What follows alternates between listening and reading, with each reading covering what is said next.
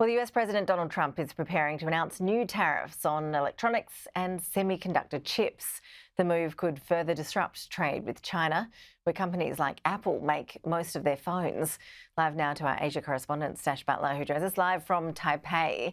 So, Stash, just a few days ago, the White House said electronics were excluded from tariffs on China. What changed?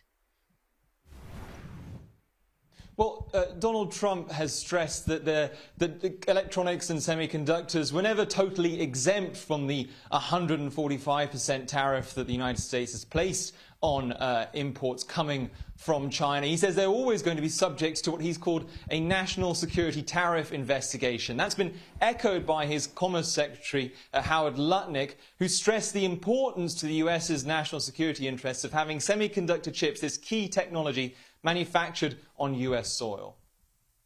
We need to have semiconductors, we need to have chips, and we need to have flat panels. We need to have these things made in America. We can't be reliant on Southeast Asia for all of the things that operate for us. Now, Donald Trump has said that these tariffs will be announced this week, but we don't know when they're going to go into effect or how large they're going to be.